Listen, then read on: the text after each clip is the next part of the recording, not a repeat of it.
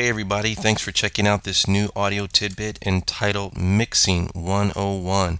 This is going to be a series I'm going to be bringing you guys, and it's going to include various tips that you can put to use, practical tips, basic tips about mixing that will hopefully help you guys get better mixes in your recordings. So let's get started.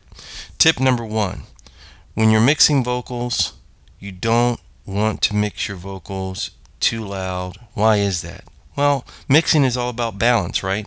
You're trying to achieve the perfect balance between all the various elements that are inside your mix, whether that's instruments, whether that's vocals, whatever the case may be. A good mix is all about achieving good balance. So with regards to vocals, you don't want the vocals to be too high in the mix relative to all the other instruments that you have in your mix. Why is that? Because obviously if the vocals are too loud, yeah, you'll be able to hear them quite well, but all your backing tracks will now be drowned out and they won't have that punchiness that they need to have in order to cut through. The other thing is you don't want the vocals to be way too low and indecipherable. Why is that? Well, because if the vocals are way too low, then the rest of your tracks, like your guitars and your drums, are going to sound way too loud. And in some cases, that might be what you want.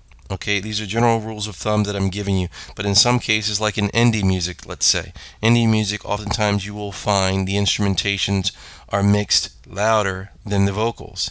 And me personally, I think a lot of times that's simply because the lead vocalist can't sing, but that's a whole nother story. Anyway, so that's tip number one. Tip number two, bass, drums, snares, your lead instruments, and your vocals. When you're panning, generally speaking, you want to pan these dead center. They don't have to be that way, but generally speaking, they should be panned in the center. Now, let's talk about panning. When you're working with guitars, drums, lead vocals in your mix, generally speaking, you want to pan these instruments and those lead vocals dead center. That's the general rule of thumb you want to follow. Next on the list is bass. When you're recording bass, when you're mixing bass, you don't want to drown out your bass with a whole lot of reverb, because if you do that, you put on some long reverbs in your mix onto your bass, you're going to get a real ugly and a real muddy sound. So you want to avoid that. Another tip about panning: when you are using ambient stereo mics and close mics, you want to pan those close mics to the natural acoustic position. What do I mean by that? Let's say if you're recording an ensemble with a stereo mic and a single mic that's placed on a flute, let's say. What you want to do is pan that channel towards the same geographical position. That's what I mean when I say mirroring. The same geographical positioning where the flutist is. So that way, if you boost the sound, it appears to be coming from the correct position in the mix where the flutist was positioned at, or where, whatever instrument we're talking about here. Same thing applies when you're miking up drum kits.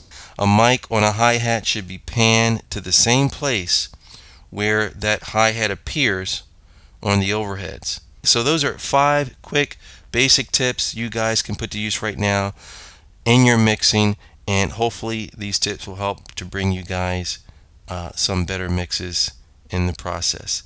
Anyway, that's all for now. Come back and check out the next part in this series of Mixing 101. Thanks for tuning in. Thanks for listening.